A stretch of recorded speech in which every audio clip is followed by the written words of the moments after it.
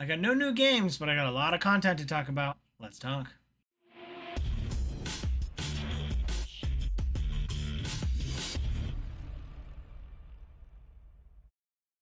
What up, viewers? What up? What up? Calc Soups here, and today is Friday, March 13th, and that means it's time for a quick recap of the week in video game news.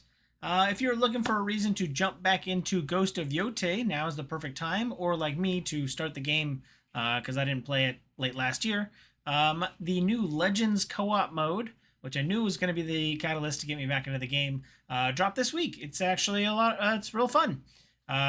You can play with 2 players, and there's like a more story-focused mode, which should be fun and interesting. But you can also play up to 4 players with several different classes, and just do kind of like a wave mode, which was really cool. And there's a lot of like RPG mechanics. You'll kind of level up. So your first few runs will be a little less exciting, but or very difficult at least. But you'll level up and you'll get stronger and yeah, earn some perks and all that kind of stuff. So yeah, really in-depth system. I think a lot bigger or a lot more in-depth than it was for Ghost of Tsushima.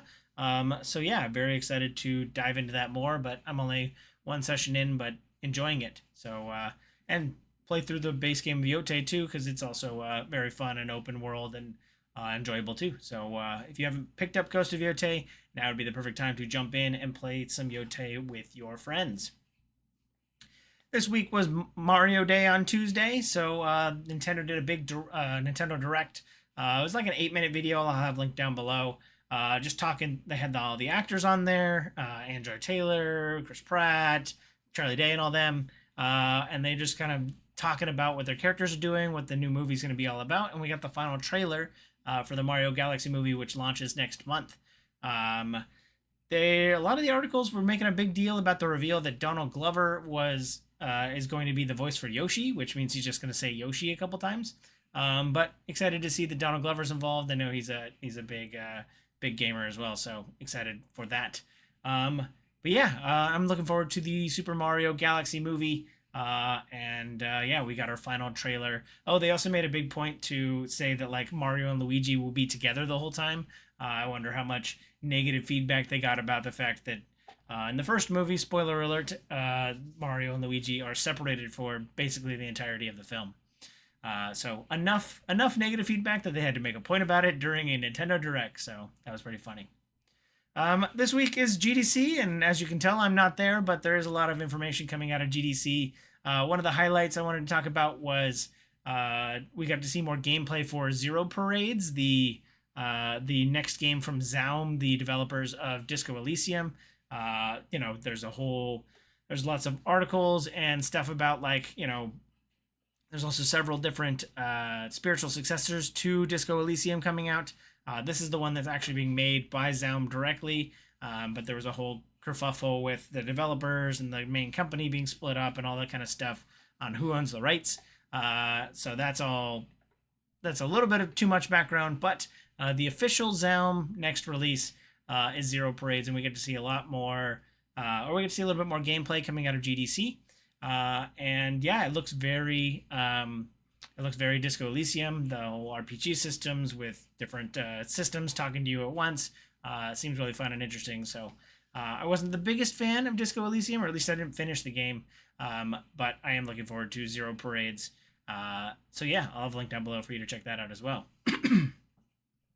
Like I said, we got a lot more content. If you've already churned through everything that Resident Evil Requiem has to offer, we got an announcement this week that DLC is coming. I believe it's a story-driven DLC that's coming sometime in May-ish, so we're going to have to wait a little bit. But yeah, we're going to get even more of Leon Kennedy's, I guess, sign-off. Like, is this his last hurrah?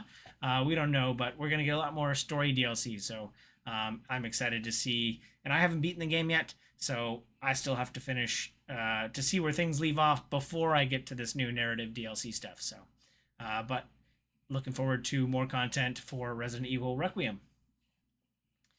Pokemon Pokopia launched last week and is already off to a good start. They reported that 2.2 million units have already been sold. I did a little bit of internet sleuthing, and the last reported number for Switch 2 units was 17 million. So I know you come in here for these hard numbers. That's like a 13% attach rate, plus or minus however many sales, how many they've sold in the last couple months. But yeah, Pokopia is already one of the biggest Switch 2 consoles or console games. Yeah, I'm wondering how many how many units of the Switch 2 were sold as a result of Pokopia coming out. Yeah, the Animal Crossing. I think I talked about reviews last week, but the Animal Crossing Pokemon game. It's off to a great start. It's almost sold me on getting a Switch 2. I really want to play this, but just don't have the cash right now to pick up a Switch 2 before they go up in price. But I digress. I got not one, but two loot box stories to talk about. The first of which is the European rating board, PEGI, will be increasing or judging loot boxes more harshly. In this case, if your game contains loot boxes, it will be immediately rated for 16 and up.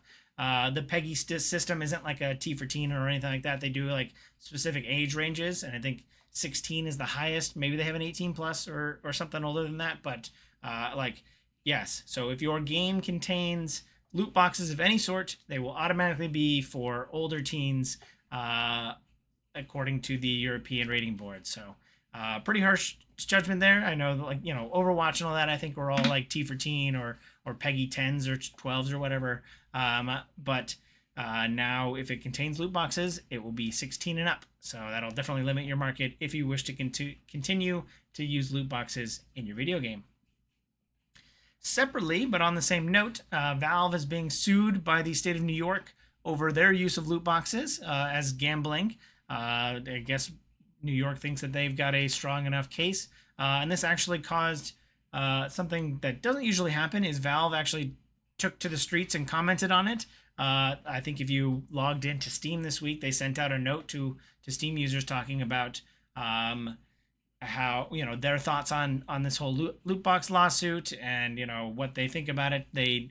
Gabe does not think that his use of loot boxes constitutes gambling, even though he likens it to two clear examples of gambling, like baseball cards and all that kind of stuff. So I'm not sure this will go anywhere, or if this will start a new precedent of like loot boxes are officially considered gambling, and thus ratings and all that kind of stuff will reflect it. But Valve seems to be one of the first ones that's taking place in the US. According to leaks, there is a PlayStation will be joining its console brethren of the Xbox and Nintendo in getting a Lego version of the console. There was leaks this week suggesting that like a Lego version of the original PlayStation console will be coming sometime at the end of the year. We've already gotten. I think we've gotten an NES version. I think we've gotten a Super Nintendo Lego version. I know there's an Xbox One.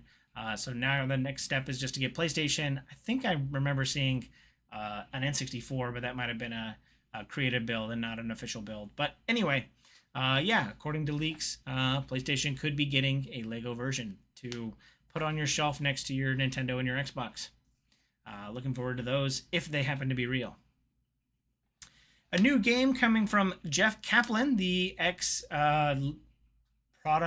lead product. I don't remember his official title. The lead Overwatch guy, Jeff Kaplan, has started a new company, and their new game was announced this week. It's called The Legends of California, and it's got a very Red Dead Redemption vibe to it. It's a first-person shooter. It's set in this kind of like frontier-y Western, I guess, California, and it seems like you can play with multiple players, so it could scratch the. I immediately thought of the kind of Red Dead Redemption 2 online fiasco, and this could kind of fill that hole if you and your friends are trying to kind of play as Western gunslingers together.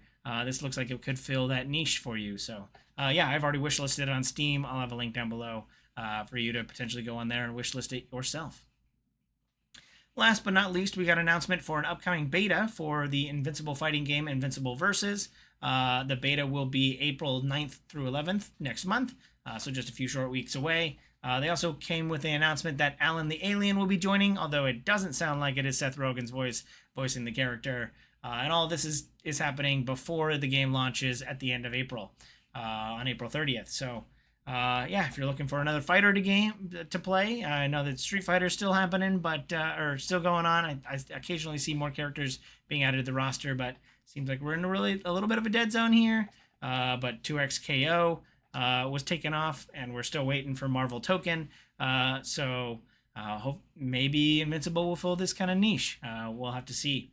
But that's it for this week. Let me know if you feel I forgot anything down below in the comments. As always, thanks for watching. I hope you have a super day. I hope you have a super weekend. And I hope you have a super day. Bye!